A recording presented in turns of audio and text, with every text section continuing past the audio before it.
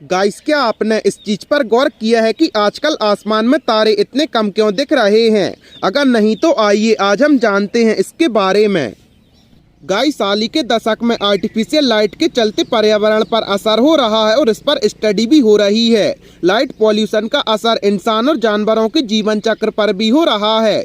आने वाले कुछ सालों में हमें रात के समय आसमान दिखना बंद हो जाएगा। इसका कारण है लाइट पॉल्यूशन यानी प्रकाश प्रदूषण।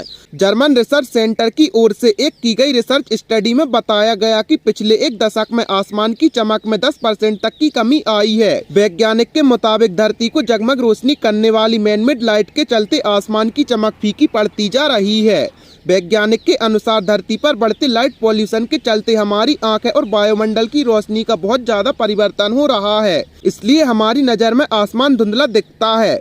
यही वजह है कि रात में अब कम तारे दिखते हैं। ऐसा लगता है कि आसमान में तारे की संख्या कम होती जा रही है। हालांकि जिन जगहों पर लाइट और एयर पॉल्यूशन कम है वहां आसमान साफ दिखता है।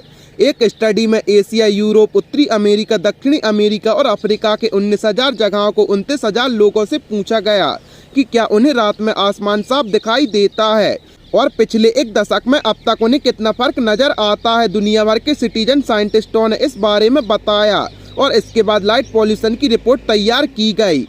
रिपोर्ट के अनुसार बीते 10 सालों में आसमान की चमक 10% तक फीकी पड़ गई है। गाइस, जर्मन रिसर्च सेंटर के वैज्ञानिक ने इस स्टडी को दो तरह से अहम बताया।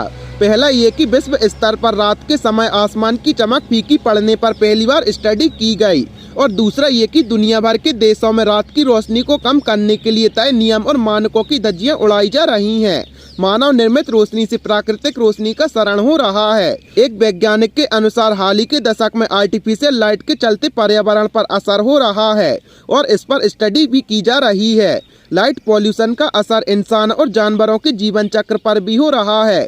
जुगनुओं की प्रजाति खत्म होती जा रही है। वहीं जानवरों की संरचना का तरीका भी बदल रहा है। पूरी दुनिया में इसके लिए नियम बनाए जा रहे हैं ताकि हम अपना आसमान देख सकें। धरती को बहुत ज्यादा जगमग कर देना विकास नहीं बल्कि प्रदूषण है। वैज्ञानिक का कहना है कि ये लाइट पॉल्यूशन कम करने के लिए रोशनी देने वाले यंत्रों की दिशा, मात्रा और प्रकार को सुधारा जाना चाहिए। गाइस, आपको इस इंटरेस्टिंग इन्फॉर्मेशन के बारे में जानकर कैसा लगा हमें कमेंट सेक्शन में जरूर बताएं और ऐसी ही अमेजिंग फैक्ट्स के लिए अपने चैनल को सब्सक्राइब करें।